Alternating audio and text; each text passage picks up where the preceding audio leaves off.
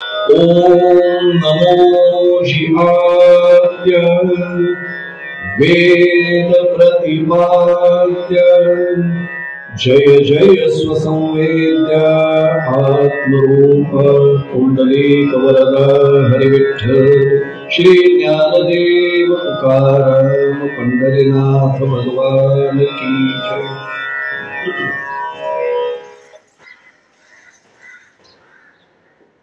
सद्गुरु वामनबुवा ब्रह्मचारी महाराज यांच्या 133व्या पुण्यतिथी उत्सवानिमित्त आयोजण्यात आलेला हा सोहळा, या सोहळ्यानिमित्त आयोजनात आलेली ही प्रातःकालीन प्रवचन सेवा माझ्या सद्गुरूंच्या कृपेने, वामनबुवांच्या कृपेने माझं परम भाग्य असं की काल आणि आज अशी 2 दिवसांची प्रवचन सेवा माझ्या वाट्याला आली। त्यामुळे आधी संयोजकांच्या चरणी नतमस्तक होतो।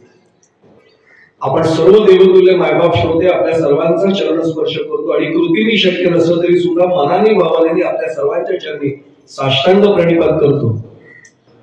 प्रत्यक्ष पंढरीनाथ भगवान परमात्म्याला, वैजनाथ महाराजांना, माझे सद्गुरू ब्रह्मचैतन्य महाराजांना आणि सद्गुरू वामनबुवांना प्रार्थना करतो की कालची आणि आजची दोन्ही प्रवचन मालिका त्यांनी त्यांच्या चरणी रुजू करून घ्यावी। कालपासून ज्ञानेश्वरी त्या पहिल्याच ओवीचं चिंतन आपण सुरू केलंय। काल काही भाग जेवढा आपल्याला उपलब्ध वेळ होता त्याच्यात चिंतन आपण करण्याचा प्रयत्न केला। अनेक वर्ष ज्ञानेश्वरीचं पारायण आपण करतो, परंतु अनेकदा त्या ओवीच्या संदर्भात आपण फारसं शिरत नाही। प्रारंभीचीच ओवी मुद्दामून चिंतनाला ठेवले, कारण शुभारंभाचंच प्रवचन होतं आणि मंगलाचरणानेच माऊलींनी ग्रंथराज ज्ञानेश्वरीचा प्रारंभ केलेला आहे। ओम नमो शिवाद्या वेद प्रतिपाद्या जय जय स्वसंवेद्य आत्मरूपा। या ओवीचं काल 2 भागात आपण सद्गुरु कृपेने जेवढा शक्य भाग झाला तेवढं चिंतन केलं। आज तिथून पुढे आज आपल्याला चिंतन प्रारंभ करायचंय।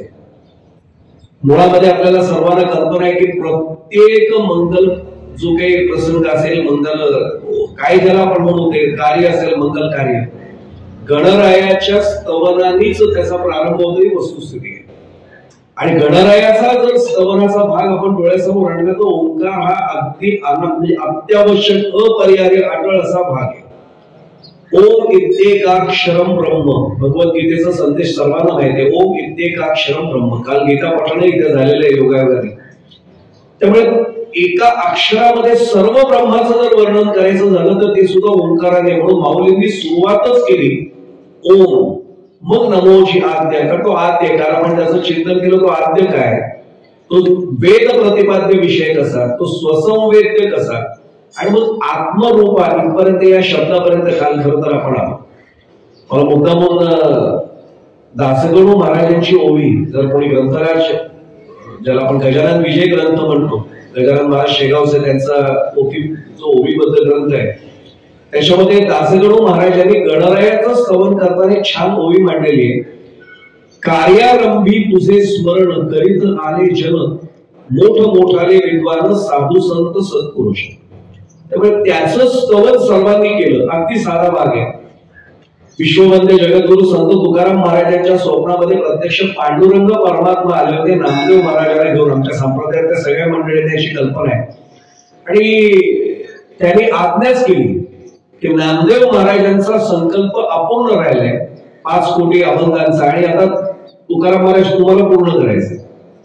तुकाराम महाराजांनी प्रारंभ जो केला तो मंगलाचरणांनीच केलाय आणि आपल्याला सर्वांना कल्पना आहे का त्याचा संदर्भ आपण थोडासा घेतला होता। त्या संदर्भामध्ये आपण पाहिलं होतं नमो आदि रूपा ओंकार स्वरूपा विश्वाचिया रूपा माय बापा, त्याला माय पण म्हटलंय आणि बाप पण म्हटलंय। खरं माय आणि बाप आपण एरवी वेगळं मानतो, परंतु माय बाप एकच आहे आणि तो म्हणजे आद्य देवता आमचा गणर आहे। आणि योगायोगाने मी आज काल आणि आज विनीत जे निरूपण करण्याचा प्रयत्न करतोय ते त्यांचेच वडील असलेल्या भगवान शंकरांच्या प्रांगणामध्ये ते करतोय। हा माझ्यासाठी फार मोठा योग आहे। त्यामुळे अव्यक्त निर्गुण निराकार असलेल्या गणरायाचं ओम जे स्वरूप आहे, ओंकार स्वरूप आहे, त्याचं चिंतन काल आपण करण्याचा प्रयत्न केला आणि आपल्याला सर्वांना कल्पना आहे तो स्वसंवेद ते वगैरे सगळं सत्य आहे, परंतु आत्मरूपा या संकल्पनेपर्यंत आपण जेव्हा आलो तिथून आपल्याला पुढे भाग सुरू करायचा आहे. मुळामध्ये काल आपण एका गोष्टीचं चिंतन करून थांबलो होतो, जे कालचे श्रोते आहेत सामायिक त्यांना लक्षात येईल की तो स्वसंवेद्य वेद प्रतिपाद्य तरी सुद्धा त्याला आत्मरूप असं आपण नेमकं का म्हणतो. गणरायाला सुद्धा आत्मरूप का म्हणतो, कालपर्यंत विपर्यंत महाराज आपण आलो. आता एक साधा भाग आहे, वामन बुवा ज्या परंपरेत येतात ना ती आचार्यांची परंपरा आहे, म्हणजे श्रीमद आद्य शंकराचार्यांची परंपरा आहे. आता एक भाग लक्षात येईल, आचार्यांनी कोणता संदेश आमच्यापर्यंत दृढ केला, ब्रह्म सत्य जगन मिथ्या. तरी सुद्धा त्याला आपण मायबाप म्हणतोय की दोन गोष्टींची सांगड घालण्याचा प्रयत्न सद्गुरुकृपेने करतोय. तो ओंकार स्वरूप गणराय जो आहे तो आत्मरूपाला का आम्हाला पोहोचवते, त्याला आम्ही आत्मरूप का मानतोय, त्याचं कारण असं आहे. एकीकडे आचार्य म्हणतात ब्रह्म सत्य जगन मिथ्या, हे दिसणारं सगळं जग आहे हे सगळं खोटं आहे असं म्हटलं जातं. माझा साधा प्रश्न आहे, माझ्यासारख्या जडजीवाला जर सांगितलं की अरे हे दिसतंय हे सगळं खोटं आहे बरं का, हे काही खरं नाहीये, तर त्याचा भाग असा निर्माण होतो की मला हे दिसतंय आणि खोटं कसं काय असू शकतं. इमारत मला दिसते, आपण सर्वजण मला दिसताय, ग्रंथराज ज्ञानेश्वरीचा अधिष्ठान माझ्या समोर आहे, व्यासपीठ समोर दिसतंय, हा ध्वनिक्षेपक माझ्या समोर आहे, आणि तरी ध्वनिवर्धक ध्वनिक्षेपक आहे आणि मी याला असत्य म्हणतोय, हे कसं शक्य आहे. इथे थोडस संभ्रमित व्हायला होऊ शकतं. पण एक सांगू आपल्याला, जर संतांनी सांगितलं असेल की हे तसंच आहे की ब्रह्म सत्य आहे आणि हे सगळं जग मिथ्या आहे, तर आपल्याला चिंतन करणं आवश्यक आहे. मग आत्मरूपाकडे जाणं आपल्याला सोपं होईल. आत्मरूप समजून घ्यायचं असेल तर आपल्याला बाहेरचं आवरण काढावं लागतं, ते मायेचं आवरण आहे. आणि माया हा शब्दच गमतीशीर आहे, दिसायला एक शब्द आहे पण दोन शब्दांचं एकत्रीकरण करून माया शब्द तयार झालाय. मा आणि या, मा म्हणजे नाही, या म्हणजे जे. संस्कृत मध्ये जे नाही त्याला माया म्हटलंय, जे नाही तरी ते खरं वाटतंय, अशी ही माया आम्हाला गुंतवते, म्हणून आम्हाला आत्मरूपच कळत. मी नेहमी वर्णन करत असतो, काल आपण पाहिलं की सुवर्णाचे मणी गेले ते सुवर्ण संतुरा माझी गोविले, तैसे जगमेला धरिले सवाई अभ्यंतरी माऊलींची ओवी ज्ञानेश्वरीतली आहे. सुवर्णाचे मणी गेले आणि सुवर्ण सूत्रा माझी गोविले असं माऊली म्हणतायत. तरी आम्हाला कळते की तो सुवर्णाचाच धागा आहे आणि त्याच्या सुवर्णाचे मणी आम्ही ओवले, हा त्याचा एक महत्वाचा भाग आहे. मग आम्हाला हे जर कळावं असं वाटत असेल तर मायेचं आवरण निघणं आवश्यक आहे. मग आत्मरूपा या शब्दाची खरी आम्हाला अनुभूती. मग एक आवडता माझा दृष्टांत नेहमी ठेवत असतो. एक संस्थान असतं. आता संस्थान म्हटल्यानंतर जे ज्येष्ठ नागरिक आहेत त्यांना लगेच कळलं संस्थान म्हणजे काय. आजही आपल्याकडे बघा ना, कोल्हापूरची गादी म्हणतो आपण त्याला, सातारची गादी म्हणतो, ती संस्थानं होती सगळी. आणि वल्लभभाई पटेल जेव्हा पहिले केंद्रीय गृहमंत्री झाले तेव्हा संस्थानं सगळी बरखास्त केली. ती जर संस्थानं बरखास्त झाली नसती तर भारत देश म्हणून कसा जगला असता, काय चित्र दिसलं असतं सांगणं कठीण आहे. या संस्थानं बरखास्त झाली, पण संस्थानं बरखास्त झाली तरी संस्थांचे जे प्रमुख होते त्याला आजही संस्थानिक म्हणजे राजे म्हणूनच दर्जा आहे, म्हणून त्यांना मान सन्मान तो तसाच आहे. आजही सातारची गादी, कोल्हापूरची गादी समोर आले, मी जाहीरपणाने सांगतो, त्यावेळी शिवरामराजे भोसले होते. आता त्यांना जाऊन 10-15 वर्ष झाली. सावंतवाडीचं कोणी जर असेल तर त्याला कल्पना आहे, सावंतवाडीचा राजवाडाच म्हटला जातो आजही, तो राजप्रासादच आहे. या राजवाड्यामध्ये शिवरामराजे भोसले होते. आणि माझं योगायोग असं की मी जेव्हा त्यांना भेटायला गेलो होतो, अमेरिकेत त्यांची मुलगी असे जावई आणि मुलगी त्यांचे आले, पण समोर आल्यानंतर त्यांचे जावई सुद्धा डॉक्टर साहेब हिज हायनेस असं म्हणून त्यांना, जसा छत्रपतींच्या गादीला आपण मुजरा करायचो तसाच मुजरा त्यांनी केला आणि हिज हायनेस असं म्हणून त्यांना हे केलं. 4 पावलं पाठ न दाखवता मागे गेले आणि मग तिथं बाजूला गेले. आजही संस्थानिकांचा मान राखला जातो का, तो गादीचा मान. संस्थान खालसा झालं होतं पण संस्थानिक होते, संस्थानिकांची पत्नी होती, त्यांना राजा आणि राणी असं त्या तिथली सगळे नगरीतले लोक म्हणायचे. आता गंमत अशी होती की सगळं त्यांच्याकडे होतं. गाडी अँबॅसेडर त्यावेळी असायची, ती होती दाराशी, ड्रायव्हर होता गाडी चालवणारा, गाडीचा पेट्रोल खर्च लागेल तेवढा तनखा त्यांना मिळत होता. पण बाकीचे सगळे जे होतं नेहमीचं उत्पन्न ते बंद झालं होतं. शेतीवाडी खूप होती, जमीन मोठी होती, त्यामुळे उत्पन्न होतं, अडचण बाकी नव्हती. त्यांना दुर्दैवाने अपत्य प्राप्ती नव्हती, एकही अपत्य नाही, मुलगा नाही मुलगी. पण दोघे राजा राणी जे होते ना ते मनाने अत्यंत तृप्त होते. मी एक सांगू आपण, अपत्य प्राप्ती व्हावी का न व्हावी हे तुमच्या माझ्या हातात देवाने ठेवलेलंच नाही. स्पष्ट सांगू, जे असेल मला त्याच्याने पुन्हा दासगणू महाराज आठवतात. गजानन विजय ग्रंथच पुन्हा काढून 5व्या अध्यायातली 6वी ओवी आहे. जैसे करशील तैसे करी, परी दया असू दे अंतरी, देवा तुझ्या बळावरी दासगणूच्या साऱ्यावर. आम्हाला संप्रदायाच्या मंडळींना दासगणू महाराज माहिती आहेत. आपण हरिविजय पांडव प्रताप सगळे चातुर्मासात लावतो ग्रंथ. जैसे करशील तैसे करी, परी दया असू दे अंतरी, देवा तुझ्या बळावरी दासगणूच्या साऱ्यावर. अरे करायचं ते कर माझं, तारी अथवा मारी. आम्ही हे शब्दाने म्हणतो बरं का विवेक, पण हे लोकांसमोर म्हणतो. तिथे गेलो ना एकटा असं बघतो आणि कोण नाही, काय वैजनाथ महाराज आमचं करा ना काहीतरी सांगा, फार वाईट चाललंय हे. आम्ही तिथे गेल्यावर सुद्धा मागतोय. आमचे तुकोबारायांसारखं आम्ही फक्त तुकोबांचं नाव घेतो. काही मागणे हे आम्हा अनुचित वडिलांची रीत जाणत असे. मागण्यासाठी तुकोबांनी भक्तीच नाही केली आणि आम्ही मागण्यासाठीच करतो. मी तुमचं नाही म्हणत, मी माझंच सांगतो, मागण्यासाठीच करतोय. तुकोबा पांडुरंगाशी भांडले, नको मला काय तुझं. पांडुरंग एकदा हट्ट करा, हा विषय निघाला म्हणून तो सांगतोय, मग करतो, डोक्यात न जाईल, मग दृष्टांताकडे येतो. तुकोबा आहे प्रदक्षिणा मार्गावर प्रदक्षिणा करत होते, गळ्यात विणा असायचा आणि तुकोबांचा विणा त्याचं वर्णन तुकोबांनीच केलं. म्हणजे संप्रदायाचे अनेक ज्येष्ठ श्रेष्ठ मंडळी इकडे बसले, त्यांना हे अभंग सगळे प्रमाण पाठ आहे. तुकोबाची कांता सांगे लोकांपाशी, जातो माझा स्वामी पंढरीशी. महाराज खरं वेगळा शब्द आहे तिथे, पण आमचं धाडस होत नाही तो तुकोबांनी शब्द वापरावा. आम्ही आपलं गाथ्यामध्ये तो शब्द घेतलाय, जातो माझा स्वामी पंढरीशी. फुटकाच वीणा त्याला 2 तारा, घाली येर जारा पंढरीशी. फुटकाच वीणा, वीणा फुटका होता तुकोबांचा, 2च तारा होत्या. तुकोबांना एखादे सांगितलं, तुकोबा वीणा तरी नवीन घ्या, कशाला फुटका वीणा वापरताय. हे तुकोबांना सांगण्याचं धाडस करणारा कोणतरी वेळाच असा. हे आम्हाला लागतं बरं का. ते सप्ताहामध्ये गेलो ना, कीर्तन सेवेला उभं राहिलो, कीर्तन सेवा संपली की आम्ही अध्यक्षाला किंवा सेक्रेटरीला बोलून देतो, खजिनदाराला बोलून देतो. कोण बघतोय व्यवस्था सप्ताहाची, काय वीण आहे, डिझाईन पण नीट नाही, जरा नवीन घ्या. आळंदी पंढरपूरला जात नाही का तुम्ही लोक, नवीन घ्या वीणा. अरे तुझा वीणा बघायला कोण आलंय, तुझं ऐकायला तरी कोण आलंय. तुम्ही संतांची वचनं सांगताय, देव काय सांगतोय तुम्ही सांगायला, म्हणून लोक तुमच्या समोर आहेत. आपलं नाव वाचून कोणी येत असं कीर्तनकार प्रवचन करायला वाटत असेल तर त्याच्यासारखा महामूर्ख कोणी नाही. कीर्तनकाराचं नाव वाचून आमच्या संप्रदायातली कोणी मंडळी जात नाही.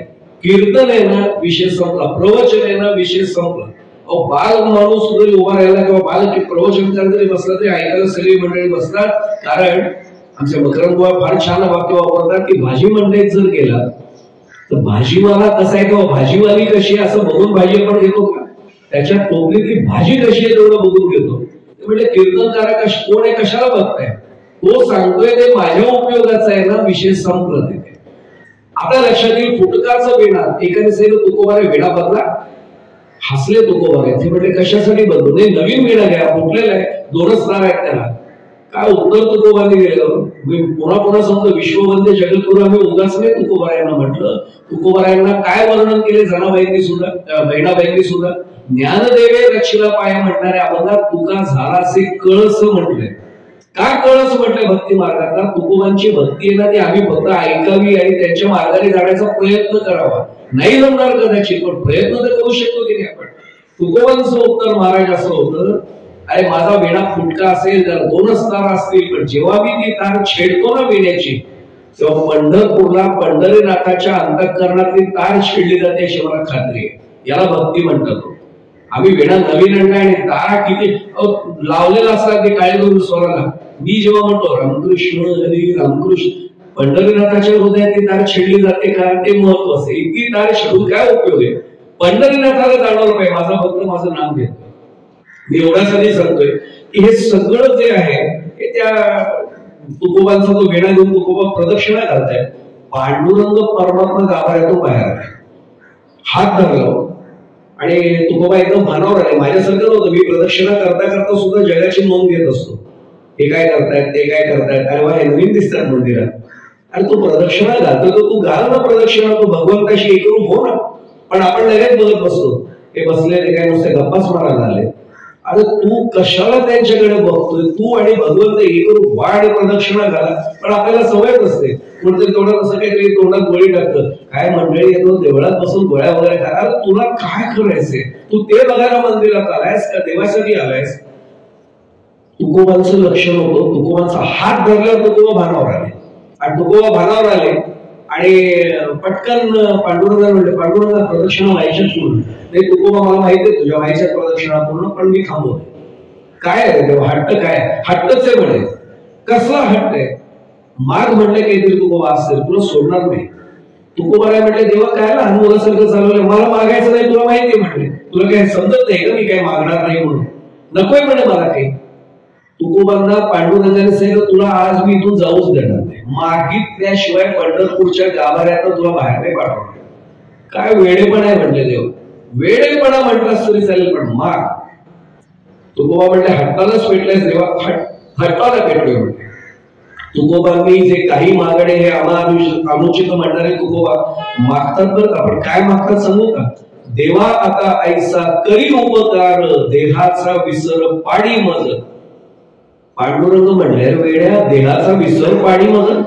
इथे माझ्याकडे एकदा नमस्काराला येतो, एकदा, आणि तो सांगतो रूपम देही यशोदेही. अरे सगळं मागतात, काही मागायला माल नको म्हणे. आणि तू वेळा विपरीत मागतोय देहाचा विसर. होच म्हटले का? पुढच्या चरणात त्याचं उत्तर दिले, तरीच हा जीव सुख पावे माझा, बरे केशराजे कळवा. अरे या देहाचा विसर पाड. आता काय मागावं हे पण कळलं पाहिजे बरं का, त्याला कळतच नाही. नामदेव महाराजांनी पण म्हटलंय, मनुष्य जन्माचे करावे सार्थक, ऐसा दे विवेक पांडुरंग. काय मागावं हे नाही कळलं तर उपयोग काय देवाच्या समोर उभं? देव प्रसन्न झाला ना तरी मागता आलं पाहिजे, तर तेच कळत नाही. आत्मरूप कळण्याशिवाय काय मागायचं हे कळणारच नाहीये. आता आपल्या मूळच्या दृष्टांताकडे येऊया. या पद्धतीने जेव्हा संस्थानिकांकडे ते सगळं चाललं होतं, त्यांनी नाही अपत्य तर नाही अपत्य, देवाची इच्छा सगळं स्वीकारलं होतं. आणि एक दिवशी असं घडलं, एक लग्न पत्रिका आतमध्ये आली. त्या राणीसाहेब होत्या. बरं गंमत अशी होती, तिघेच जण राजवाड्यात अख्ख्या राहायचे. पूर्ण राजवाडा मोठा, पण तिघेच जण होते. कोण तिघे होते? स्वतः राजेसाहेब, राणीसाहेब आणि त्यांचे दिवाणजी, ज्याला मुलींची असं लोक म्हणायचे.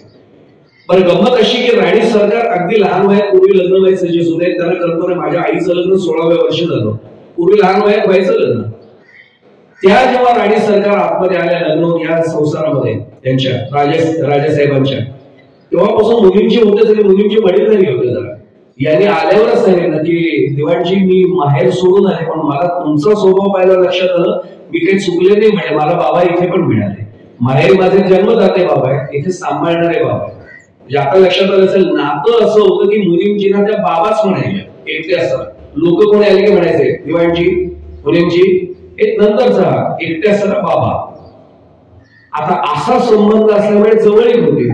आणि मुलींजींचं लक्ष गेलं झटकन की हातामध्ये पत्रिका आहे, आणि ती पत्रिका वाचल्यावर राणीसाहेबांचा चेहराच पडला. मुलींजी हे केवळ हिशेब नाही ठेवत बरं का, राज्य सांभाळायचं असतं. आश्चर्य वाटलं, राणी सरकारांचा चेहरा पडला. पटकन पुढे येतात. राणीसाहेब काही चुकीची जोडी आली का? कारण त्यांच्या संस्थांमध्ये मुलं मुली होते, चुकीची माणसं एकत्र आले का? मुलीचं काही फसवणूक झाले का? ह्या मुलींची मनात सुद्धा मुलगा पण चांगले आणि मुलगी पण चांगली, अनुरूप आहेत दोघे एकमेकांना. मग राणी सरकार चेहरा का पडला? ते हसले आणि म्हणल्या, माझे वडीलच आहात देवी, माझी आजही तीच भावना आहे, पण खरं सांगू वडील असला तरी तुम्हाला माझं दुःख नाही कळणार. असं कसं पडले? ते म्हणजे महिलांची दुःख महिलांनाच कळतात, पुरुषांना नाही कळत. ते म्हणतात, अरे बाबा मला जर मानताय तर सांगून तर बघा ना, निघाला मार्ग तर निघाला, सांगून तर बघा. राणी सरकार हसतात तरी म्हणतात, मुलींची तुम्ही अख्खा खजिना सांभाळताय, तुम्हाला सर्वच माहिती आहे. मी अँबॅसेडर, पूर्वी अँबॅसेडर काय वैभव होतो बरं का, डॉक्टर साहेब आपल्याला तर कल्पना आहे. 1200 अँबॅसेडर उभी आहे ना, ते खेडेगावात माणसं म्हणायची, अरे फार मोठा अंबानी अदानीच वाटायचे त्या भागातले, फार मोठा माणूस आहे. फियाट सुद्धा उभी आहे म्हटल्यानंतर वेगळं वाटायचं. अँबॅसेडर तर फार वेगळं.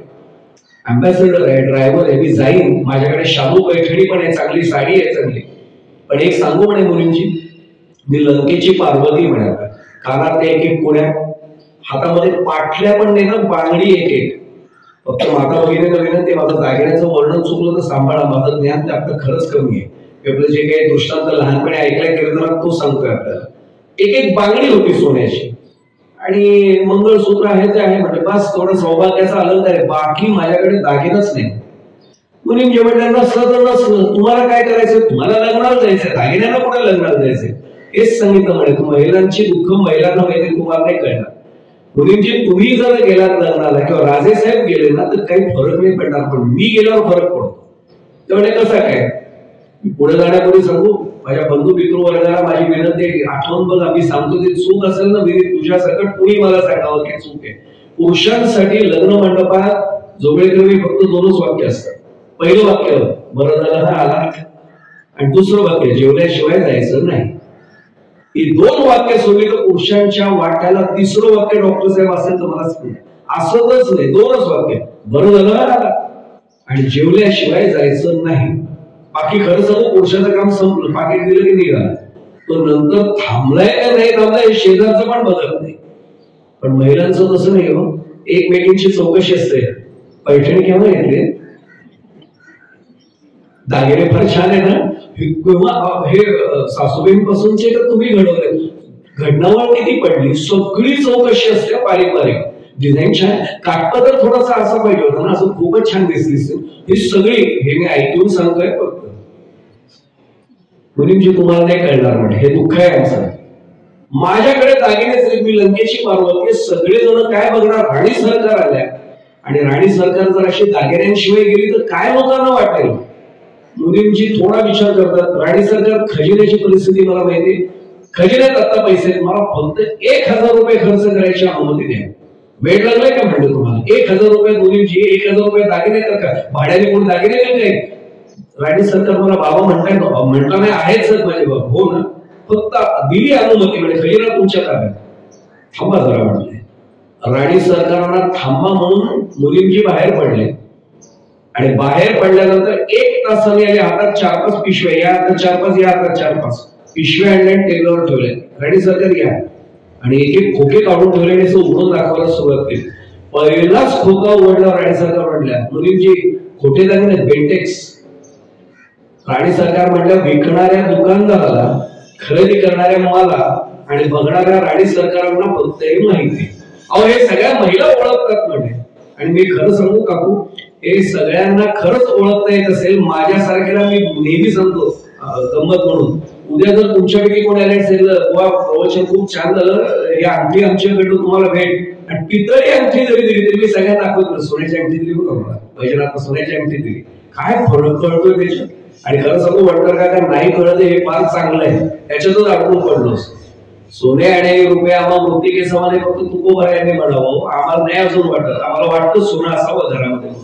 तुकोबांची आणि आमची कुठलीच तुलना होऊ शकत नाही. तुकोबांना दिलेले दागिने तुकोबांनी शिवाजी महाराजांना परत पाठवले की नकोय, आणि पायगीचे अभंग पाठवलाय. त्यावेळी छत्रपती म्हटले होते का तुम्ही सुखी भाऊ म्हणून, त्यांनी एवढंच सांगितलं होतं, आम्ही देणे सुखी म्हणा विठ्ठल विठ्ठल मुखी.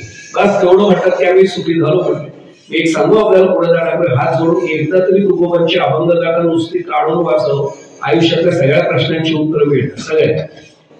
त्यांनी सांगितलं ते बेंटेशचे दागिने विकणाऱ्याला माहिती आहेत, मला माहिती आहेत, राणी सरकार तुम्हाला माहिती आहे, तरी सुद्धा हे घालून जात.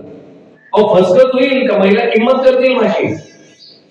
हे औषध आहे, औषध नुसतं लागू नाही पडत, त्याला पथ्य पाळावं लागतं. कुठलं पथ्य म्हणजे एकच पथ्य. जसं काविळीचं औषध देतात ना आयुर्वेदिक, तर ते डॉक्टर साहेब बसले तर कल्पना आहे, त्याला पथ्य पाळावे लागतात ना, तेलकट तुपकट मसालेदार खाऊ नका म्हणून सांगितलं जातं. तेवढं पथ्य एक पाळा. काय पथ्य म्हणजे ते म्हणजे काही करायचं नाही, तोंड उघडायचं नाही. आजच्या परिभाषेसमोर बी टाईट लिफ्ट, पोट बंद ठेवा, अजिबात उघडायचं नाही.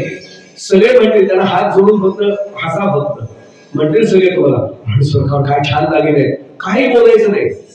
धन्यवाद शब्दासाठी जो तोंड उघडा. थोडक्यात सांगू, निवडणुकीच्या काळात आपण बघतो ना, तरी लोक खुश असतात बरं का स्टेजवरून.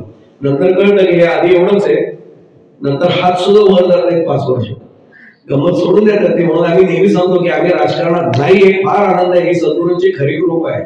आपलं आध्यात्मिक क्षेत्रातच आपलं महाराज काम आहे, आपलं काही बाकीच्या क्षेत्रात काम जमणारच नाही. मी एवढ्यासाठी सांगतोय, यांनी काम होईल, 100% काम होईल, एवढं पथ्य पाळायचं, बोलायचं काही नाही. आणि जोगळेकर वडीलच ते असल्यामुळे विश्वास ठेवला हो. राणी सरकारांनी सगळे अगदी त्या बिंदीपासून जोडव्यापर्यंत सगळे दागिने घातले आणि राणी सरकार गाडीत बसल्या, ड्रायव्हरने अँबॅसिडर नेली, मंडपात सगळं आधी कोलाहल सुरू होता. अख्खं गावच, पूर्वी गाव जेवणच असायचं आपल्या सर्वांना माहिती, गावाचंच लग्न सगळं. आणि आले तिथे प्रत्यक्ष राणी सरकार, बाहेर त्या गाडीचा, आताच्या मंडपाच्या बाहेर 10 आवाज येत होतो गाड्यांचे, तेवढी एक गाडी यायची एखादी. अँबॅसिडरचा आवाज आल्याबरोबर महिलांनी ओळखलं राणी सरकार आल्या, कारण हा गाडीचा आवाज त्यांच्याच गाडीचा आहे. सगळ्या महिलांनी गप्पा थांबवल्या आणि राणी सरकार आल्या. सगळे मागे वळून बघतात त्या दाराकडे आणि राणी सरकारांनी आत प्रवेश केला आणि चर्चा सुरू झाली. ते चपलहार पाहिला, हा कमीत कमी 25 लाखाचा. मी तुला सांगते 100% हा 25 लाखाचाच. हे वाकी बघ त्याच्यापेक्षा, अगं 5-5 तोळ्याची वाकी तिथेच 10 तोळे झाले.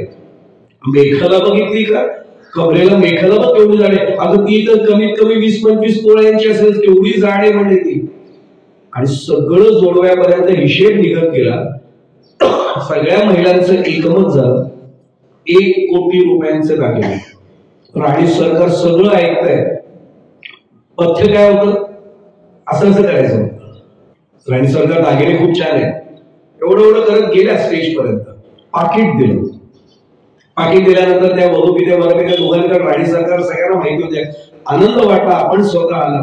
राजेसाहेबांची प्रकृती कशी आहे ते हल्ली आता फार बाहेर नाही पडत, त्यालाही आमचा नमस्कार सांगा. आपण आलात, खूप बरं वाटलं. राणी सरकार जेवण थांबतात, नाही हे घरी थांबलेत, मला जावं लागेल, मी निघते आता. आपण आलात हेच खूप बरं. म्हणून वधूपिता वरपिता दोघे त्यांना सोडायला गाडीपर्यंत. सगळ्या बायका पुन्हा निरखून निरखून बघतायत. कमाल नाही, हे दागिने आपल्याला बघायला तरी मिळाले असते का, राणी सरकार आल्या म्हणून बघा.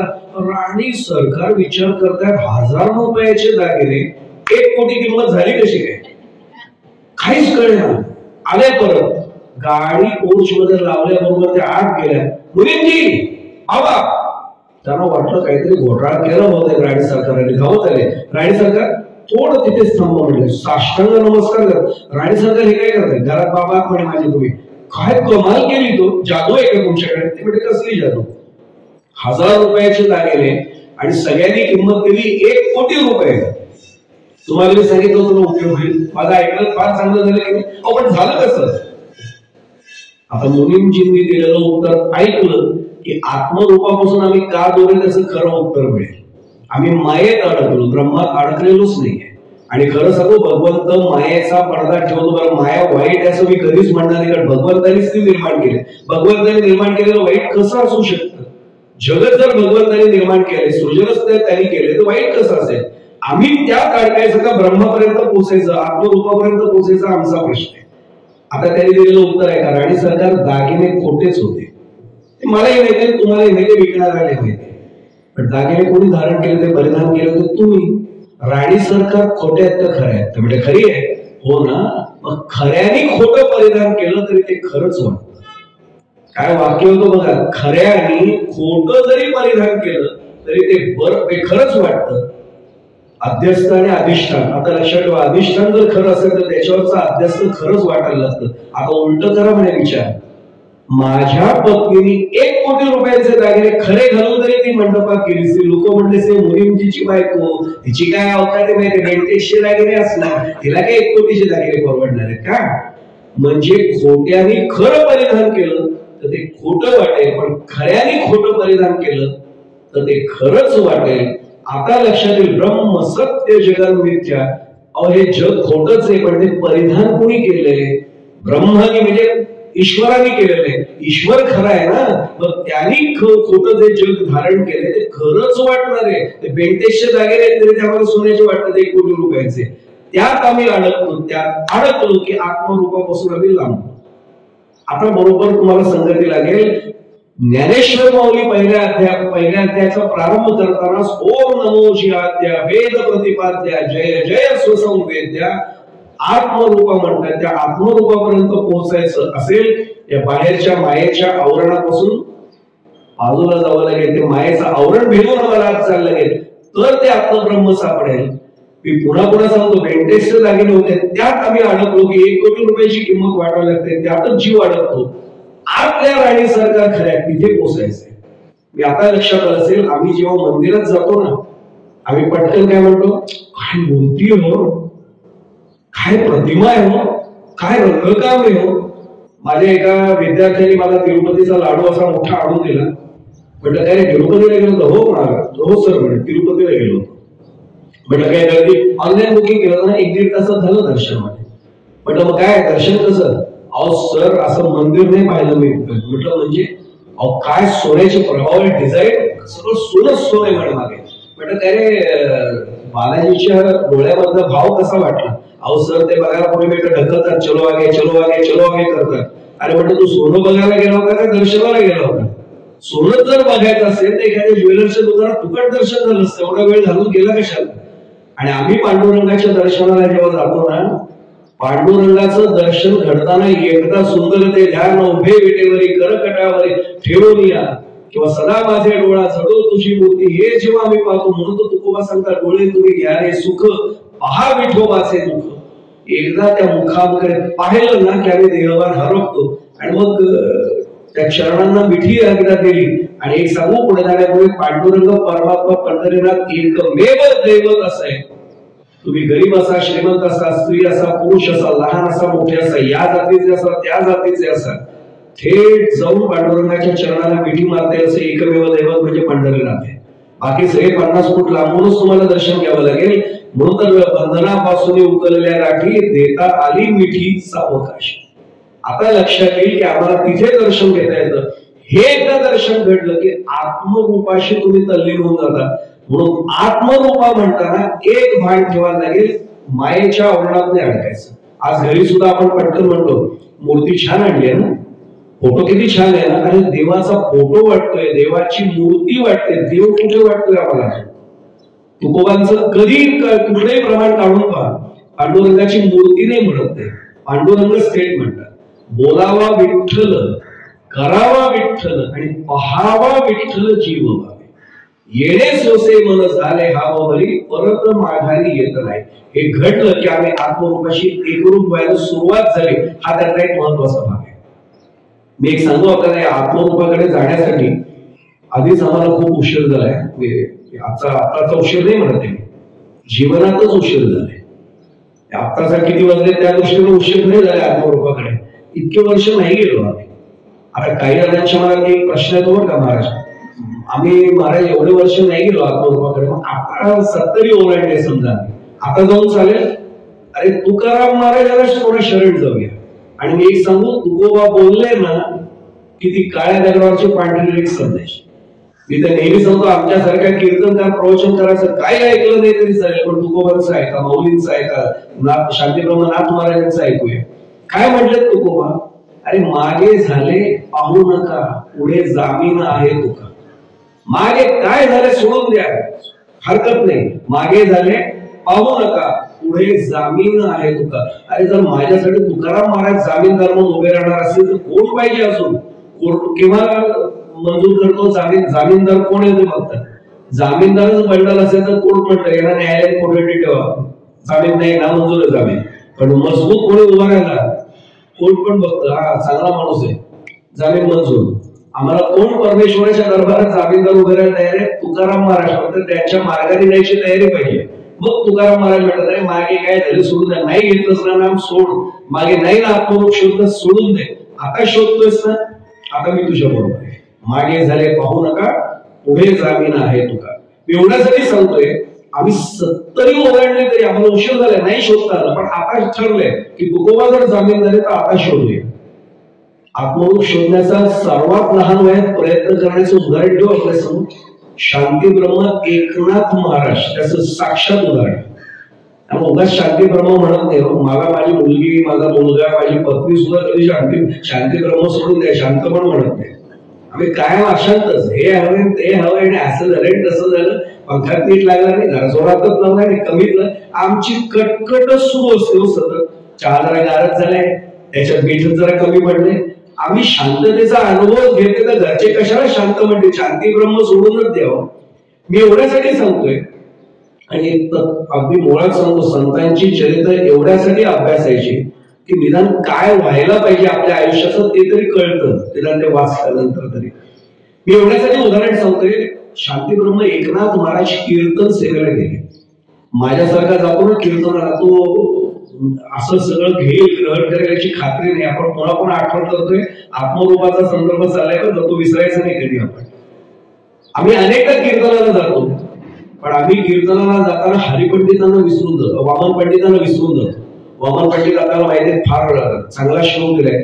4 चरण बघा, पाठ झाला तर मला आनंद होईल. जरा कोणाला पाठ करायचा तरी थोडं नीट आहे का. 4 चरण आहे, 4 श्लोक, 4 चरणांचा श्लोक आहे. कीर्तनाला काय करावं. पहिलं चरण, कीर्तनास नरहो तुम्ही जागा. दुसऱ्या चरणात म्हटले कीर्तनास नरहो तुम्ही जागा. तिसरा चरण, कीर्तनास नरहो तुम्ही जागा. आणि चौथा चरण, कीर्तनास नरहो तुम्ही जागा. काही जण महाराज तुम्हाला झोप नाही ना आलेले. 4 चरणांचा श्लोक म्हणतात, एकच चरण परत परत म्हणतात. आता वामन पंडितांनी तसं लिहिले, कारण मी काय करू, श्लोक वामन पंडितांचा आहे. काय म्हणतात वामन पंडित, कीर्तनास नरहो तुम्ही जागा, कीर्तनास नरहो तुम्ही जागा, कीर्तनास नरहो तुम्ही जागा, कीर्तनास नरहो तुम्ही जागा. जोगळेकर काही बसल्यात मराठी जगाला कल्पना आहे काय भाषेची गंमत आहे. यातल्या शब्दांचा अर्थ कळला की आत्मरूपाकडे जायला सुरुवात होईल. पहिलाच चरण आहे, कीर्तनास नरहो तुम्ही जागा. आमच्या संप्रदायाच्या मंडळींना हे सांगावंच लागत नाही. विठ्ठल विठ्ठल हे केलं की लगेच गजर सुरू होतो. आणि नारदी कीर्तनामध्ये आम्हाला अनेकदा सांगितलं आवाज येऊ द्या, टाळी आवाज, लगेच सुरू. पण आमच्याकडे काय करतात, जरा शहर मोठं असेल, नागपूर, मुंबई, पुणे, छत्रपती संभाजीनगर, मी नाव कुठल्या शहराचं एकाने घेते, कुठल्याही शहरी भागात गेलं की त्यातले खरे भाविक जे आहेत ते सोडले की बाकीचे जरा संकोच करतात. मोठ्याने म्हटलं रघुपती राघवरा, बाजूचे काय म्हटलं, अरे कंपनीमध्ये जनरल मॅनेजर आहे पण मोठ्याने गजर करतोय, हळूहळू चोरून चोरून म्हणतात. अरे तू देवाचं नाव घ्यायला लाजतोय.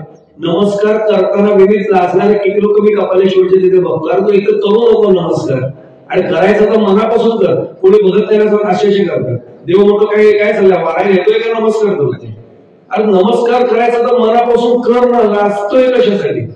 आणि मी एक सांगू आपल्याला, नको त्या दुकानात डॉक्टर साहेब न लाजता लोक आज जाताना आपण पाहतो. नको त्या दुकानात एवढंच मी म्हणतो, गाडीला मर्यादा आहेत त्यामुळे जिथे जाऊ नये तिथे सगळ्यांच्या समोर जातात आणि देवाच्या समोर करून हात नाही जोडतायत. आपल्याला लाज वाटते आपल्याला हात जोडताना. ते लोक काय म्हणतील, अरे लोक म्हणतील काय ते जाऊ द्यात, तसं तर लोक नेहमीच म्हणणार आहे.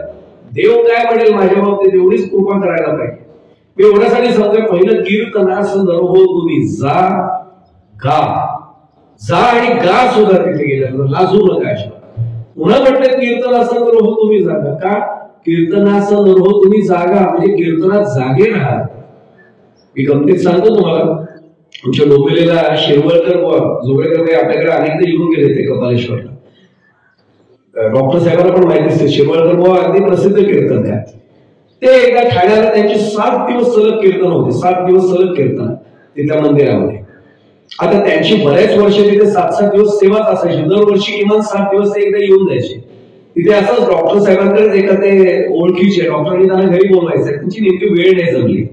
डॉक्टरांना त्यांनी सांगितलं की डॉक्टर आज मला तर डोंबिवलीला परत, आणि तुम्ही आला नाही त्यावेळी घरी, दवाखान्यात तरी येऊन जा. नाही म्हणे पेशंट, अरे तुम्ही या संध्याकाळी तुमच्यासाठी वेळ ठेवतो.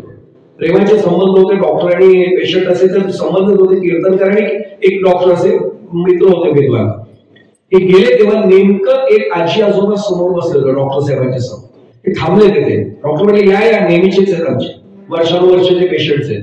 आम्ही गमतीत सांगतो, जसे आमचे फॅमिली डॉक्टर असतात ते डॉक्टर इतके विरोधी होते, ते म्हणजे आमचे फॅमिली पेशंट आहेत. हे किमान 25-30 वर्ष माझ्याकडे येतात दोघे आजी आजोबा. बसा बसा म्हणे समोर बसा. ते म्हणजे आता त्यांना ओळखून म्हणून मी तिथे लोकसत्ता पडलं तर म्हणजे असं वाचत बसतो की त्यांना असं नको वाटलं ना डॉक्टरांचं आणि त्यांचं बोलणं आपलं हे ऐकतात बोलतं. ते मला काही ओळखत नव्हते. मी वाचण्याचा, पण ते म्हणजे आम्ही कीर्तनकार पक्के डायबिटीस असतो. वाचण्याकडे लक्ष कमी, बोलतात काय त्याच्याचकडे लक्ष जास्त आहे. ते आहे शिरवळकर बुवांनी अनुभव सांगितला त्यांचा. ते म्हणजे आम्हाला पक्क लक्ष असतं काय चाललंय याचं. आणि त्या आजीच बोलत होते, आजोबा बोलतच नव्हते. ते आजोबांना बोलायला वावच देत नव्हते. आजी ओ डॉक्टर ते लवकर काहीतरी औषध द्या ना. ते म्हणजे लवकर म्हणजे मी कधी उशीर केला नाही. नाही पण म्हणजे चांगलं औषध द्या. ते म्हणजे मी वाईट औषध कधी दिलं, काय शब्द यांना असे भेटत असतील ना नमुने की चांगलं औषध द्या. अरे म्हणजे कधी वाईट दिलं औषध, अहो म्हणजे काहीतरी उपयोग होईल सध्या. ते म्हणजे उपयोग न होणार औषध मी कधी दिलं. ते म्हणजे डॉक्टर साहेब माझं म्हणणं समजून घ्या, अहो हे झोपतच नाहीत अजूनही, हे स्वतः झोपत नाहीत, याला जाग येते. आणि हा खरं सर्व अनेकांच्या घरात अनुभव असतो. बरं ते जागे राहिले नाही की ते नुसते झोपून नाही राहत. तुमच्या मायासारखा काय करेल, माळ आहे गळ्यामध्ये, आपलं चला रामकृष्ण हरी विठ्ठल विठ्ठल काहीतरी जप करतो, श्रीराम जयराम जयराम, हे काही करत नाहीत म्हटले. उठले की पाणी प्यायलाच किंवा उठतात, मग ते माठाचा झाकण्याचा आवाज करतील, पुन्हा ते ग्लास ठेवण्याचा आवाज, मग एखादा काहीतरी तो डबा हलवून गुडगुड काहीतरी. माझी फुकट झोप कोण होते. बरं येतील ना मध्ये काहीतरी एखादं काहीतरी पुस्तकच काढत बसतात, मग लाईट लावतात, मग ते पुस्तक शोधतील, पुन्हा लाईट घालवतात, मग टेबल लॅम्पचं या आवाजात ते म्हणजे ह्याला तर झोप लागत, ते माझ्या झोपेचा सत्यानाश कर. डॉक्टरांनी चांगली गोळी दिली. डॉक्टरांनी हात जोडले, ते म्हणजे माझ्या घरातली माणसाकडून सांगतो याच्या पुढे माझ्याकडे औषध नाही, और 25 mg ची गोळी सुरू आहे त्यांची, याच्या पुढे मी काय देऊ म्हणायचो. डॉक्टर मी कसाही नाही म्हणले, परिणाम त्या बाबाचं वय किती आहे म्हणे. त्याने सांगितलं डॉक्टर काय पण करा, हात जोडते, ते झोपतील असं करा. ते म्हटले आता माझ्यातला कीर्तनकार गप्पच बसेल. मी हळूच ते लोकसत्ता असं फिरवलं आणि डॉक्टरचेच होते. डॉक्टर साहेब एक वाक्य बोलत असेल, बोला ना म्हटले. मी वैतागले म्हटले बोला. ते म्हणजे काही अडचण नाही ना, प्लीज डोंट मेंट. नाही बोला बोला म्हटले. लोकसत्ता ठेवलं. आजी मी बोलू का थोडंसं. अरे मग तुम्ही पण डॉक्टर आहात का. ते म्हणजे नाही अध्यात्माचा डॉक्टर आहे, त्यांच्यासारखा डॉक्टर नाही, मी साधा माणूस आहे. मी कीर्तनकार आहे म्हणजे, माझी कीर्तन हे गणेश मंदिरामध्ये सुरू आहे ठाण्यामध्ये. मी राहतो डोंबिवलीला. माझ्याकडे आयुर्वेदिक औषध आहे म्हणे. ते म्हणले ॲलोपॅथिक होमिओपॅथिक आयुर्वेदिक काय पण त्या युनानी पद्धतीचं असलं तरी त्या, पण हे झोपतील असं ते देतो म्हणे औषध. आणि काळजी करू नका, मी 1 पैसा फी नाही घेणार, फक्त थोडा त्रास आहे. हे मला माहित नव्हतं. मी राहतो डोंबिवलीला, शेवटची कीर्तन सेवा आहे. इथनं सुटलो की मी पुन्हा जाणार आहे डोंबिवलीला. माझ्या बरोबर घरी या, रात्रीच्या रात्री मी तुम्हाला औषध पुढे देतो म्हणे. याला द्या, उद्यापासून 100% झोप दिली खात्री. फक्त एकच काम करतो, मला उद्या जायचंय जळगावला जायचं असल्यामुळे मी उद्याच्या उद्या निघेल, पण तुम्हाला गाडीत बसवून देईन. आणि गाडीत तुम्हाला बसवून दिलं, तुम्ही परत ठाण्याला डोंबिवलीला, रात्री माझ्याकडे डोंबिवलीला बसते का, जरूर करते.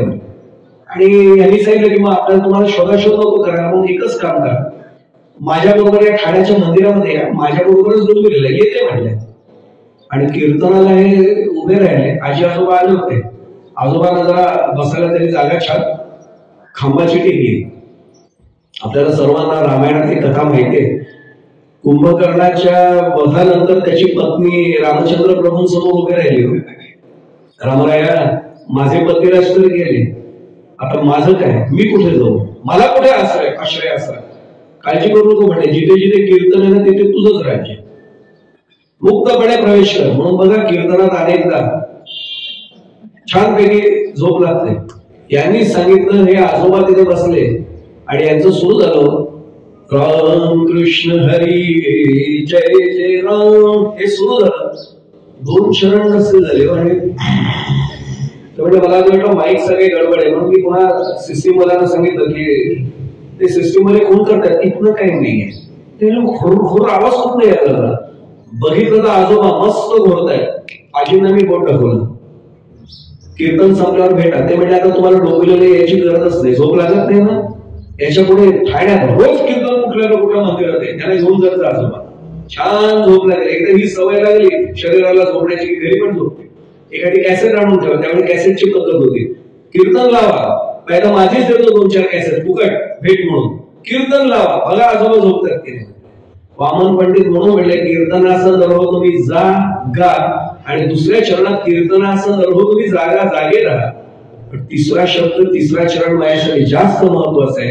गंमत सोडून देतात की कीर्तनासन दरहो तुम्ही जागा. संतांनी जे जे आदेश दिले त्या शब्द पाळा. आपण म्हणतो शब्दाला जागा, थोडस शब्दाला जागा म्हणजे शब्द पाळा. आणि चौथं सर्वात महत्वाचा अर्थ आहे, कीर्तन बाहेर नाही होता का मंदिरात, आतमध्ये झालं पाहिजे. हे तन किर्ल करायच्या आतमध्ये त्याचा प्रवेश झाला की कीर्तन आतमध्ये सुरू झालं. म्हणून कीर्तनासन दरहो तुम्ही जागा. त्या शरीरातच कीर्तन आतमध्ये झालं पाहिजे, हे खरं त्याचा अर्थ आहे.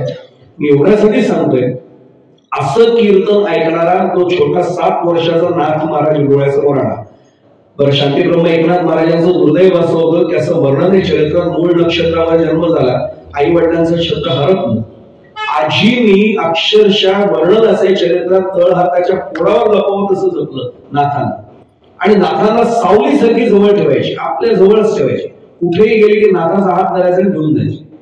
नाथ महाराजांची बुद्धिमत्ता सर्वांनाच माहिती हो, काय अफाट बुद्धिमत्ता आहे. एका कीर्तनामध्ये नाथ महाराज असे राजीबरोबर शेजारी बसले होते आणि आपण नेहमी सांगतो की लहान मुलांना नाही समजलं तरी चालेल पण प्रवचन कीर्तनाला आणत जा. तिथे येऊन ते झोपले तरी चालते, दंगामस्ती केली तरी चालेल पण आणत जा, कारण ती सवय लागते. का आत्तापासून तुम्हाला आणि आम्हाला आई वडिलांनी लहानपणापासून आणलं देवळामध्ये म्हणून देवळात याची सवय लागली. जिथे पावलं वळतात ना, पडले वळण इंद्रिया सकाळ मग भाव तो निराळा नाही तुझ्या, तिथे सवय लागली पाहिजे. नाथ महाराज प्रत्येक कीर्तन असं बारीक ऐकायचे आणि पूर्वी काही कीर्तनकार गाडीत नाही, बैलगाडी असायची. बैलगाडीत बसून कीर्तनकार गेले. नाथांनी घरी आल्यावर आजीच्या मागे म्हणून लावले. आजी, त्या गुरुजींनी काय सांगितलं आता कीर्तन केलेले की सद्गुरु वीण ब्रह्मज्ञान नवे नवे सर्वथा जाण हे उपनिषद ही प्रमाण परमनिर्वाण सांगितले. आजी म्हणली तू काही माझ्यासमोर कोणाला कीर्तन करतो का? नाही, ते म्हणजे त्यांनी सांगितलं ना. आजी तर माझे सद्गुरु कुठे आहेत? आजी अडचणीत. आजी म्हणते अरे मी कीर्तनकार आहे का? त्यांना विचारलं जाऊन. आजी ते गेले गाडीत बसून. आता तू मला नेलं होतंस ना, तू मला सांग सद्गुरु वेळ ब्रह्मज्ञान नवे नवे सर्वत्र जाणं, माझे सद्गुरु कुठे आहेत? आजी म्हणते बाबा माझ्याकडे याचं उत्तर नाही. हा विचार आजी मी जेवणार नाही, मला ते सांग माझे सद्गुरु कुठे आहेत? आजीने भाविकतेने उत्तर दिलं. गोदावरी नदी आपल्याला माहिती आहे पैठणची, तिला गौतमी गंगा म्हणतात. अरे गंगा मैया आहे ती आपली आई आहे, आईला विचार, आई उत्तर नक्की देईल. आई उत्तर देईल म्हणतात. हा रोज स्नानाला गोदावरीवर जायचा. नाथ प्रश्न रोज विचारतात, तळमळीने डोळ्यात पाणी आणून, आई माझे सद्गुरु कुठे आहेत? आई माझे सद्गुरु कुठे आहेत? आणि चरित्रात वर्णन असे तिसऱ्या रात्री स्वप्न दृष्टांत झाला आणि नाथांना गोदावरी नदीने दृष्टांत दिला. अरे जनार्दन स्वामी म्हणून तुझे गुरु आहेत, त्या देवगिरी किल्ल्यावर, त्याला नंतर दुर्दैवाने दौलताबाद असं नाव मिळालं. देवगिरी किल्ल्यावर जनार्दन स्वामी आहेत, ते तुझे गुरु आहेत. नाथ आजीला नमस्कार करून जो बाहेर पडला तो लहान वयामध्ये गुरूंना शोधण्यासाठी देवगिरी पर्वतावर गेला. पर्वतावर गेल्यावर किल्लेदारांच्या तिथे जनार्दन स्वामी किल्लेदार होते, बाहेर केले होते, अडवलं याला. अरे मुला शाळेत जाण्याचं वय इकडे कुठे आलायस? तरी मी माझ्या सद्गुरूंना भेटायला आलाय. कोण सद्गुरू म्हटलं इथे? जनार्दन स्वामी म्हटलं. ते मुस्लिम पहारेकरी होते, म्हटले स्वामी वगैरे या कोणी नव्हते, सरकारी कचेरी आहे. किल्लेदारांकडे बोट दाखवलं, हे जनार्दन पंथ आहे, कारण ते किल्लेदार होते, त्याला जनार्दन पंथ म्हणायचे. त्यांनी एकदा पाहिलं, लांबून सांगितलं हेच माझे सद्गुरू आहेत. काय शिष्याची आणि गुरूंची ओळख असावी, हेच गुरु आहेत म्हणे माझे. ते पाहिलं, तुला कोणी सांगितलं? त्यांनी सगळा प्रसंग सांगितला. त्यांना आश्चर्य वाटलं, या मुलाने एवढं बोलतोय, असा दृष्टांत देते नदी, जाऊ दे आपल्याला काय करायचं, जा म्हणले आतमध्ये. आणि समोरासमोर नजरानजर होतं जनार्दन स्वामींची आणि एकनाथ महाराजांची. आणि एकनाथ महाराजांना छोट्या नाथाला 7 वर्षाचं बालक, गुरुजी प्रश्न विचारतायत, नाव काय रे? तो म्हणला एकनाथ. कोणाला भेटायला नाही? गुरुजी तुम्हालाच भेटायला नाही. काय हवंय माझ्याकडे? कारण किल्लेदार होते ते, दान धर्मही करायचे. काय हवंय? आता पुढचा प्रश्न आहे का आत्मरूपा कळेल. 7 वर्षाचा नाथ विचारतोय त्यांना, मी कोण कोठील कुठे मजला की जाणे, काय हे जगात घडले मम साच येणे, अहो याचा विचार करून शिरलो मी वाया, सांगून सुखी करा मज स्वामी. मी कोण आहे? मी कुठला आहे? मला कुठे जायचंय नेमकं? मी कोण कुठे? मी कोण कोठील कुठे मजला की जाणे, काय हे जगात घडले मम साच, आणि या जगात मी काय आलोय हे सांगून मला सुखी करा, कारण मला मी विचार करून शिरलोय. एक साधा प्रश्न विचारू. 7 वर्षाच्या नाथांना प्रश्न पडला, 7वर 0 आल्यावर सुद्धा जर मला पडणार नसेल तर मी आयुष्यात केलं काय? मी मंदिरात एवढी वर्ष आलो, मी सप्ताहांना एवढी वर्ष बसलो, एवढी वर्ष वारी केली, एवढी वर्ष माळ घातली, मी कोण आहे आत्मरूप जाणून घेण्याचा मी खरंच प्रयत्न केला का? तळमळीने इथेच चिंतन सुरू आहे. मी कोण आहे म्हटल्यानंतर आपण काय करतो मला माहिती आहे, तुम्हालाही माहिती आहे. मी तर माझा बायोडेटाच देतो, 12 पाणी बायोडेटा माझा पडलेला, वरती कचऱ्याच्या डब्यात त्याला जागा नाही, पण आम्ही देतो ना काढून. काय मी कोण आहे याला काही किंमत नाहीये. ते नाम उपाधी झाली हो. ती डिग्री मिळवली, ती उपाधी झाली. तुम्ही किती पैसे कमवले, उपाधी झाली. आणि एक सांगू आपल्याला, लाख कमाओ सोना चांदी हिरा और मोती, पर याद रख कफन को कभी जेबे नहीं होती. काय कबीरांनी वर्णन केलं. म्हणून तर याद रख सिकंदर के हौसले तो भारी थे, जग गया था दुनिया से दोनों हाथ खाली थे. काही आलेलं नाही आपल्या बरोबर, गदिमांनी तर फार छान वर्णन केलं, येशी उघडा जाशी उघडा. पण शेवटी त्या कपड्यासाठी नाटक करतोच ना आपण. 3 प्रवेशांचे, 3 प्रवेश म्हणजे बालपण, तारुण्य आणि वार्धक्य करतोच. एक धागा सुखाचा 100 धागे दुःखाचे. आमचे तुकोबा काय सांगतायत, सुख पाहता जवा पाडे दुःख पर्वत आवडे. पण आम्ही त्या जगावरच एवढं प्रेम करतोय, आत्मरूपच सांगून बसतोय. हे आत्मरूप शोधणं हा त्यातला अत्यंतिक महत्वाचा भाग आहे. हा मला कळला पाहिजे. मी पहिला भागाची सांगत आहे, थोड्या वेळात करतो मी. एवढं झाल्यावर पहिला भाग थांबून मग आपण 5 मिनिटाच्या खंडाने करू. एक साधा भाग आहे, आत्मरूप कळावं असं जर वाटत असेल त्याचं थोडंसं तपशील आपण नंतरच्या भागात करूया. मला मुद्दाम आठवते, दासगणू महाराजांचा मगासपासून 2दा-3दा विषय झाला आणि काकू स्वतः शेगावला इथून पदयात्रा करून चालत गेलेले आहेत. मला पूर्ण त्यांची माहिती आहे त्या यात्रेची. इथून शेगाव पर्यंत ज्यांना माहित नसेल त्यांना सांगतो, त्यांनी जवळजवळ महाराष्ट्रातील सगळी तीर्थक्षेत्र पदयात्रेने पूर्ण केले आणि एकट्या जायची तयारी असते. नर्मदा परिक्रमा तर झालेलीच आहे. मी एवढ्यासाठी सांगतोय की दासगणू महाराज म्हटल्यानंतर मूळचे ते सहस्रबुद्धे कुठे होते हो कामाला, सेवेला? पोलीस खात्यात. आणि साईबाबांच्या आदेशानंतर वळले आणि वळले ते त्यांनी मुक्कामच तिकडचा बदलून टाकला आणि आत्मरूपाकडे आम्हालाही ते घेऊन गेले. स्वतः तर गेलेच पण आम्हालाही घेऊन गेले. यासाठी खरं तर सद्गुरू लागतं. जसं नाथ महाराजांना जनार्दन स्वामी त्यांची भेट झाली, या सहस्रबुद्धेला दासगणू महाराज होण्यासाठी साईबाबांची भेट झाली. तसं आमच्या लक्षात येतं की आत्मरूपाकडे जाण्यासाठी तो भाग महत्वाचा आहे. मी एक दृष्टांत फक्त ठेवतो आणि पहिल्या भागाला आपण 5 मिनिटाच्या विश्रांतीसाठी खंडासाठी थांबूया. मला दादासाहेब खापर्डेंचं उदाहरण सांगायचं आणि डॉक्टर साहेब हे चरित्रात सांगतोय प्रत्यक्ष. दादासाहेब खापर्डे माहित नाही तसं महाराष्ट्रात निदान जुन्या पिढीत तरी कोणी माहित नाही. लोकमान्य टिळकांचे सहकारी. पुन्हा तोच संदर्भ गजानन विजय ग्रंथात की दादासाहेब खापर्डे हे स्वतः जाऊन गजानन महाराजांना भेटण्यासाठी थांबले होते. का? टिळकांना अटक होणार होती. त्या भाषणानंतर माहिती आपल्याला सर्वांचा प्रसंग गजानन विजय ग्रंथाचा पाठ आहे. आणि ज्यांच्याकडे दासगणू महाराजांनी वर्णन केले की रुपयांचे ढीग पडायचे. अहो, दादासाहेब खापर्ड्यांची वकिली अशी असायची विनीत, तर जजला विचार करायला लागायचा की निर्णय देऊ का नको देऊ, कारण हे चिरफाड करतील त्या निर्णयाची. इतकं त्यांचं एक ज्याला काय म्हणून सात्विक अधिष्ठान असं पक्क होतं, भक्क होतं म्हणून तो प्रभाव होता. ह्या दादासाहेबांच्या पत्नी चरित्रात वर्णन असे साईबाबांच्या अनुग्रहित होत्या. आता साईबाबा त्यावेळी अवतारात होते प्रत्यक्ष. सहज त्या दादासाहेबांना म्हणाल्या की माझ्या मनात इच्छा अशी निर्माण झाली की प्रत्यक्ष शिर्डीला जाऊया. मला श्रीराम जयराम जय जयरामचं जग बाबांसमोर बसून करायचंय. जा ना म्हणले, काही काळजी करू नको, मी ड्रायव्हरला सांगतो, अँबॅसेडर म्हणून तुला घेऊन दे, माझी जरा काम आहेत वकिलीची. दादासाहेब नास्तिक नव्हते बरं. आणि कालचं व्याख्या मी सांगितलं होते, नास्तिको वेदनिंदक आहे, नास्तिको देवनिंदक नाहीच आहे. दादासाहेब सश्रद्धच होते पण जरा तरतम वकील माझी कामं आहेत, मी नाही आता येऊन बसत. 3 दिवस तिथे मला नाही येऊन बसताय. त्या म्हटले, अहो सत्यनारायणाच्या पूजेच्या वेळी जर पत्नी नसेल तर सुपारी ठेवली जाते. मी एकटी जपाला बसतो, तुम्ही आहात ना माझ्या आयुष्यात, तुम्ही नकोत बाजूला. ते म्हणजे बरं हट्टच करणार असेल मी तुला नाराज नाही करणार, पण तू माझ्यासाठी एक थोडं तडजोड कर. मी येईन, बाबांच्या पाया पडेल, पण मी धर्मशाळेत थांबेन. मी माझी पायले घेऊन येते, मी माझा अभ्यास करत बसेल. ती म्हणली, तुम्ही येतोय म्हटलं हेच माझ्यासाठी पुष्कळ. चालेल म्हटलं, तुम्ही बाबांचं दर्शन घेऊन तिथे बसा, तुमची कामं आठवा, दिवसभर मी जप करत बसेल. दोघे निघाले, दोघे आले. बाबा त्यावेळी अवतारात होते आणि वर्णन असे चरित्रात की साईबाबा धुलीजवळ बसायचे. आपल्या सर्वांना माहिती आहे शिर्डीचं. आणि बाबा धुलीजवळ बसले होते. यांनी दोघांनी नमस्कार केला. बाबांनी पाहिलं, अवलिया बाबा होतं, काय बोलतील भरोसा आहे. गजानन महाराज काय, स्वामी समर्थ काय, शिर्डीचे साईबाबा अवलिया बाबा आहे. ते पटकन काय बोलतील कोणाला कळायचं नाही. आणि ते कळते बोललेलं कळायला काही वेळा आयुष्य जातं, नंतर कळतं काही वेळा.